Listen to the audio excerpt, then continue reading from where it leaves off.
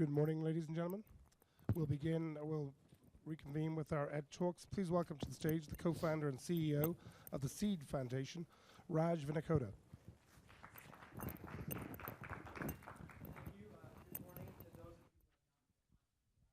I will actually today have a conversation with you that is decidedly low tech. This is the only picture you will see.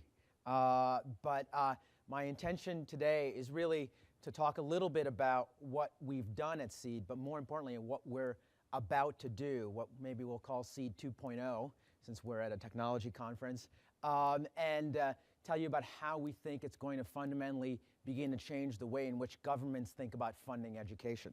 So in order to start that, I just need to give you a little bit of history, because we've spent the past 16 years convincing lawmakers of the need to commit more funding to successfully support certain children. And I want to just quickly tell you how that case has developed and how it's adapted to changing fiscal realities. So I'm a recovering management consultant. 16 years out, I still go to meetings, but I think I'm getting past it. But in 1996, at the age of 25, a few years into consulting, I loved my job, but I also said, you know what, this isn't really the social footprint that I want to leave. So what do I want to do with my life? And having a drink with 4 of my college classmates at reunions, one of my friends, we were all talking about urban education, said, there's boarding schools for rich kids. Why aren't there boarding schools for those who need them the most? And it was that simple idea that I just kept in the back of my head for a year or two. And finally, under the presumption that 5 of us drinking a beer could not be the first ones to think of this, I took a leave of absence and traveled around the country for 2 months, basically spending time at boarding schools and talking to policymakers and trying to understand what had been tried, what had worked, what hadn't worked, what would the business model, the financial model need to be. And it was during those 2 travels, this was in late 1996, that I met another, I can say this at this point, another young man at that point who had a similar idea, who had taught for 8 years and got his MBA at the Wharton School. His name's Eric Adler. And the second time we met, we decided to both leave our jobs and to start SEED. And on March 1st of 1997, set out to open the nation's first urban public boarding school. And the idea, in its most simple sense, is that we would have a grade 6 through 12 school that would have 1 entry point in the 6th grade, and that would be actively targeting children who really needed to be in a different environment and could live with us from Sunday night through Friday afternoon during the school year. And would be public in the sense that families would not have to pay tuition to attend, and that what we would have to do would be to change funding laws in order to be able to fund the program, and would also be public in the sense of not being selective. That is, that we will be choosing our students, even if there are criteria for getting into a lottery, through some kind of mechanism like a lottery. And then the other piece that we thought was very, very important was that we wanted to be an urban boarding school. That is, we wanted to be in the communities that we serve. In the case of the DC school, 75% of our children come from a 6-mile radius. That's on purpose. We're located across the river. We took an old elementary school that had been torched 25 times the 2 years before we got there and rebuilt it. And we wanted to be in that catchment area. We wanted to be able to demonstrate that we could be an asset to the community, that we didn't need to take the children out of the community in order to be successful. Lastly, SEED is unabashedly college preparatory. Any one of you who heard Mike Feinberg yesterday, I won't repeat what he said, but believe in it 100%. It's about providing options. It's about making sure that every child gets the resources necessary so that they can then make choices of where they want to go. So who are these SEED students? Because one of the things that we do in actively targeting and going and speaking with church leaders, community leaders, the abuse and neglect system, is to say, we want those kids who are in danger of falling through the cracks even now as 5th graders, as 10 and 11-year-olds. We know that 85% of them or more will be the first in their families to attend college, that 42 to 50% of them, when they enter, are reading below the 3rd grade level when they come to us.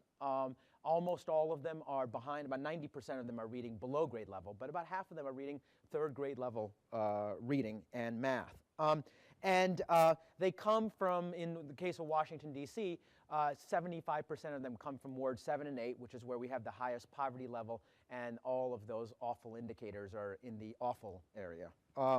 In the case of our next school in Maryland that we opened, we actually set up risk criteria to be eligible for the lottery. And so those risk criteria include children who have records of suspension, failure to achieve proficiency, being eligible for housing assistance, a parent or both parents who are incarcerated, homeless, and you have to meet at least 3 of those 8 criteria. And in the case of the Maryland school, roughly a third of our students have at least one member of their family who's incarcerated. Well, what have we been able to do?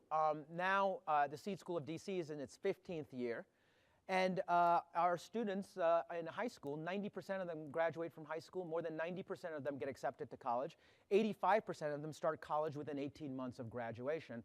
We now have graduates from schools all over, mainly east of the Mississippi, schools as venerable as Penn, Princeton, Brown, Ohio Wesleyan, many state universities, historically black colleges, and just a wide diaspora of success. Based on this success, in 2008, we went and started our second school, the Seed School of Baltimore. And now Seed is growing to where we will be opening a school in Cincinnati and a school in Miami a year and a half from now. And then last year, the other thing that happened is that we were awarded a 3-year investment by the Edna McConnell Clark Foundation and the Social Innovation Fund, the White House Social Innovation Fund, a $7 million grant in order to get us ready to go into this growth phase. Now, I'm literally on the other end of the spectrum in terms of thinking about growth. We spent 10 years focusing on one school because it had never been done before, and we wanted to make sure that we were doing it right and going through the process. And then we spent 5 years replicating it because we've learned just how difficult it is to replicate something, especially when you talk about a full concept like trying to start a school that's never been done before. And so for us, proof of concept has taken 15 years in order for us to get comfortable. And the last year and a half has really been spent with time of how do we go about and bring the internal infrastructure to do that. So in order to do that, I guess I should point out, what are the challenges to starting a seed school?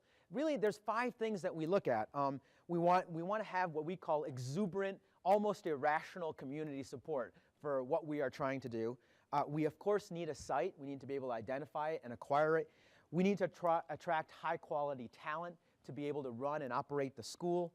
We need private fundraising to help do the upfront fundraising that's necessary to start the school and the capital financing.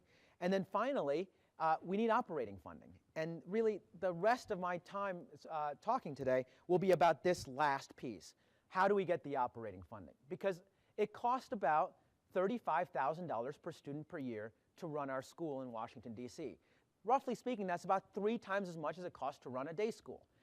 And we wanted to make sure up front that whatever financial model we put in place, it would be a sustainable financial model. So, for example, both the Seed School of D.C. and now the Seed School of Maryland are free cash flowing.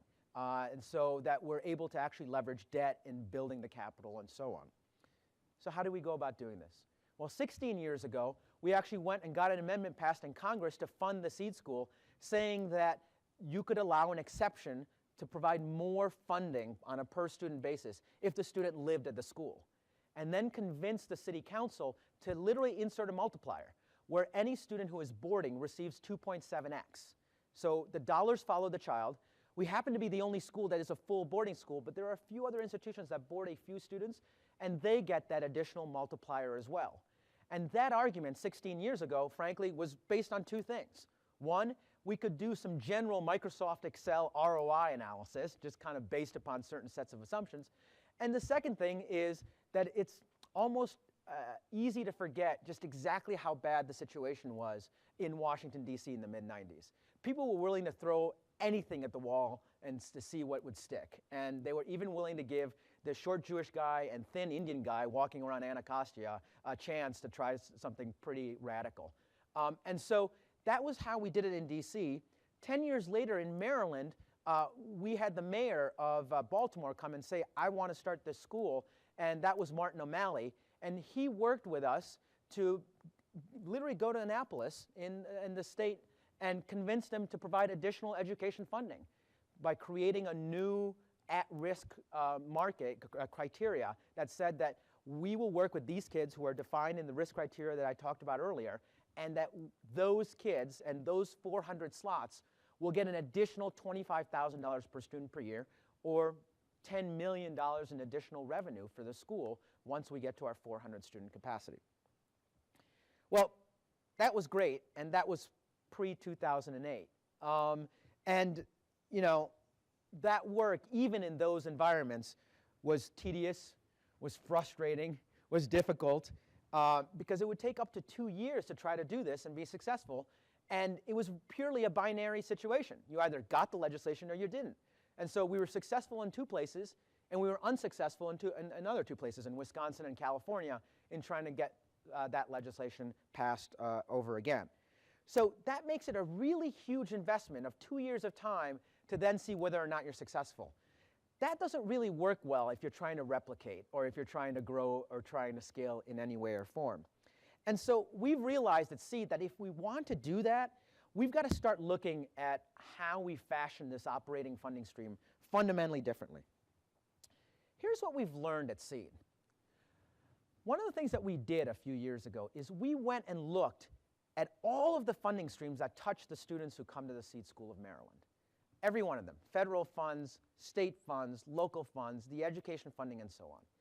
And here's what we learned. We learned that our students, those really needy students, have about somewhere between $35,000 and $40,000 per year coming to touch them and support them. Well, that's nice, because it costs us about roughly $35,000 per year to operate our school. And as we started to look at this and started to evaluate this, we said, what if we started to look at this model differently, and instead tried to look at it as not simply increasing budgets, but being more efficient and effective with the dollars that are already being used by the federal government and state governments, and already touching the children that we serve, and yet not having the intended outcomes. So that the conversation moves not from just simply an ROI calculation, saying we want more funding so we get a better return, but rather literally moves to a cash flow argument, where we're talking with legislators and saying, use the same dollars that you're using, but start using them more effectively and efficiently so that you can have a school like this with better outcomes. Well, that's what we've done now. The Seed School of Cincinnati and the Seed School of Miami are fundamentally different. They're version 2.0, because in both of those laws that we got passed in 2011, we were able to convince the state to redirect existing federal fund flows and the state match with it to follow the child and thereby come to the Seed School that can then use the money to operate its boarding program. We know, I think just instinctively, that there's a lot of money that's going to house, feed, clothe, support, prevent all kinds of negative outcomes that are going in highly siloed ways to support children and families in great need. But the problem with most of those funding streams is that they only focus on that specific item. They only focus on that specific symptom and don't start to get towards root causes and actual holistic outcomes for children. The case that we're making is that if you create flexibility in funding streams to look towards long-term real outcomes, that you can actually use all the dollars that we're already getting and already serving for children and use them in a much more effective way. That's easy to argue. The issue now is we're about to open 2 schools to try to create an integrated delivery model. And it's probably one of the most exciting things that we've done at Seed and are thinking about. And now we need to focus on how we execute that, right? Bringing together disparate programs like welfare and TANF and 482 child welfare and foster care money and HUD Section 8 housing and juvenile justice funding and education funding together, and having to work with bureaucrats in each of those areas and getting them comfortable in understanding that there's a holistic outcome, and then making sure that those funding streams continue year over year, is going to be a very challenging and exciting opportunity for us. We are now looking at the Florida school, the Seed School of Miami, as this model, because by combining these funds with different children with associated risks, we hope to be able to demonstrate in execution and actual outcomes what I've just talked about philosophically. But here are a few things that we're learning as we're gearing up for Florida.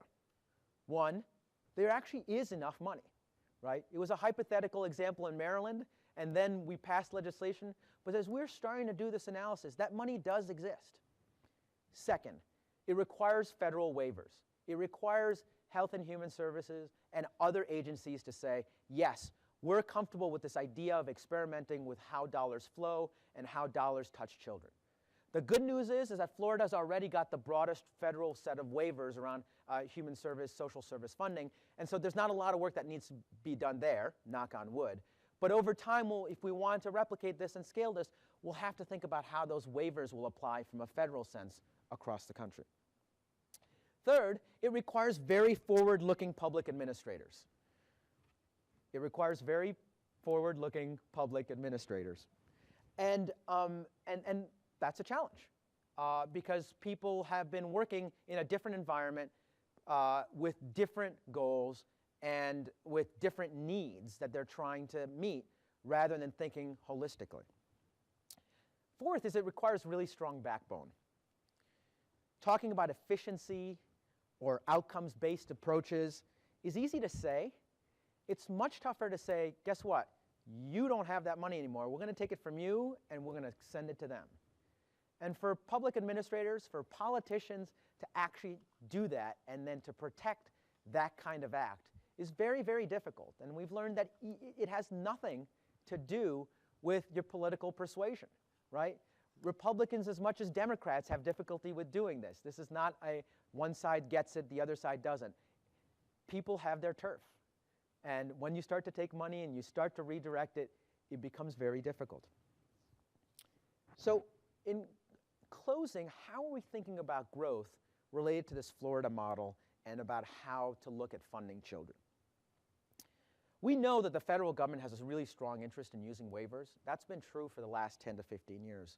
And we're working with the administration, with Capitol Hill on this approaches to leverage these existing funding approaches, existing waivers like in the state of Florida, to be able to think how we do this over and over again. The second is that we're taking a very regional approach. The cost of time, of great talent, of political relationships that we build in order to get what we've done in Florida and in Ohio is immense. And to do only one school or two schools doesn't make sense.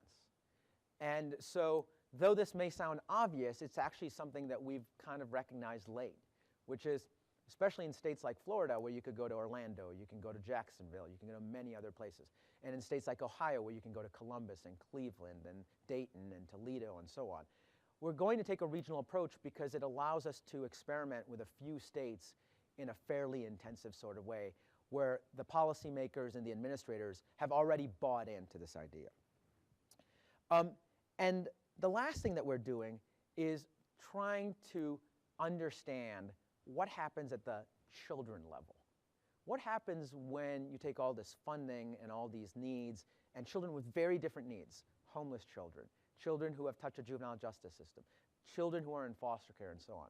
And how do we work with them and what does that look like and how do we try to create a general environment that's supportive of all of them?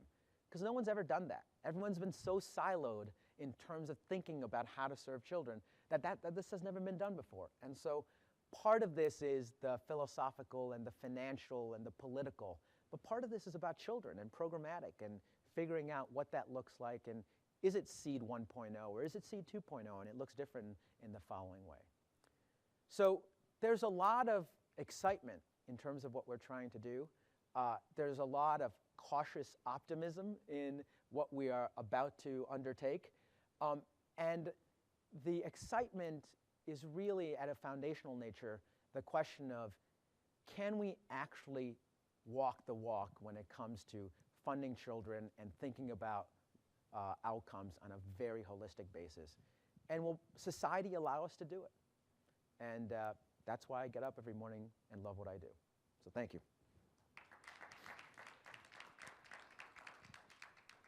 Questions? Got about 10 minutes, I think. Oh, 13. I heard what you said about being a 5-day boarding school. What happens over the weekend?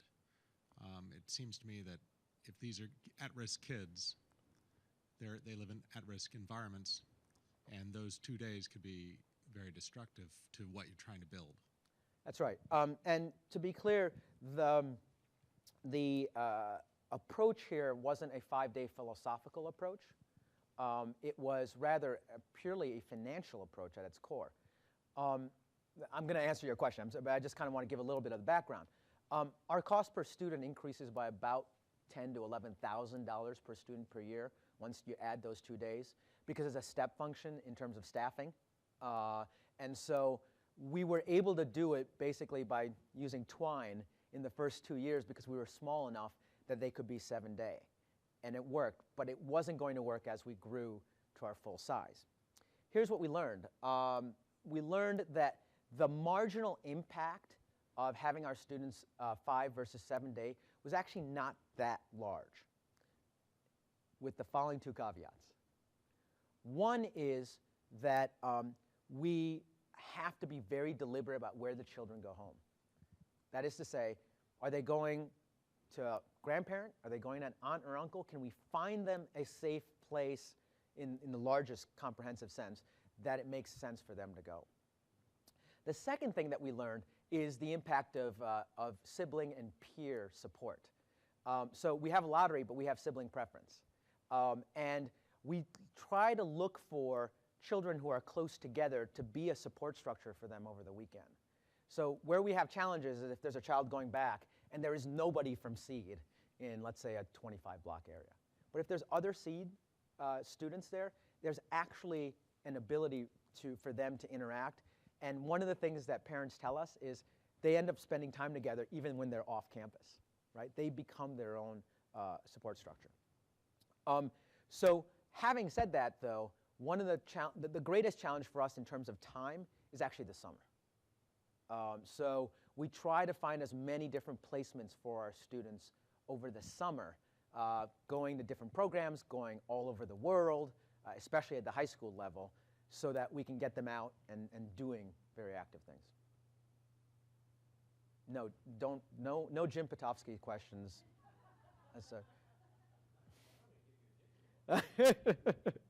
Fair enough.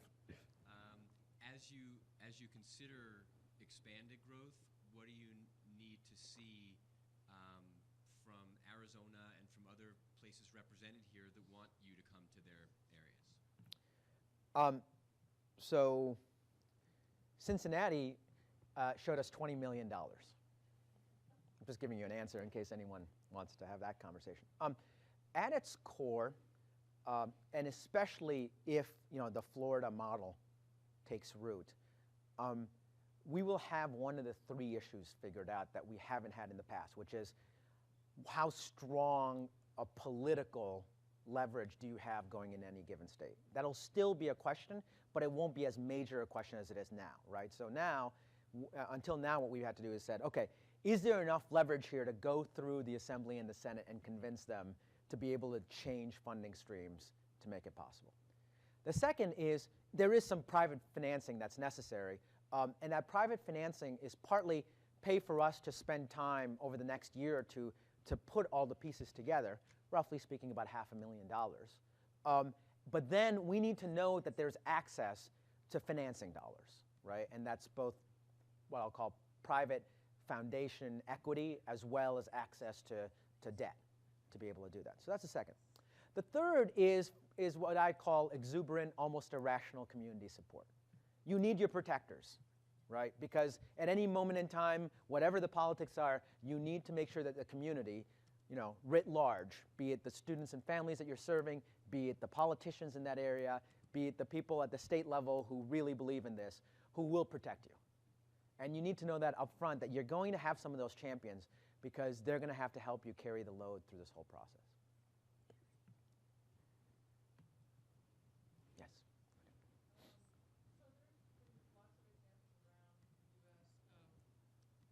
successful high poverty. Is this working? Successful high poverty schools that serve similar students that you do. Are you convinced that you have to have the boarding piece to be successful? I see Catherine Bradley there, who's one of my longtime friends, supporters, and intellectual advocates, and we've debated this for years. The answer is I feel more comfortable with it, with the model that's 2.0, than I do with the Seed School of DC. Why is that? Because in DC, you can't deny the right of access of any child to our school. So what we do is try to load it up by going to the community leaders and church leaders and the abuse and neglect system and say, give us the kids who are falling through the cracks, who really shouldn't be at home. And so that, we try to load the lottery, but we don't get 100% of that. In Maryland, by having the risk factors, we start to get closer. In Florida, it's homeless children, it's children in subsidized housing, it's children who've touched the juvenile justice system, and it's foster care, right? So we're getting much more focused on defining who are the kids who really, really, really need what we're providing. And so going forward, I'm very comfortable with that idea. The interesting conversations we've had with independent evaluation teams is, could we look at a bunch of schools, Seed included in the high-performing public as well as charter public schools, and get a better idea of kind of who would be best served by this and who wouldn't need this kind of service. And it's something that intellectually we've been talking about, but we haven't actually been able to do anything beyond that. It's a great question. I think there was a question there.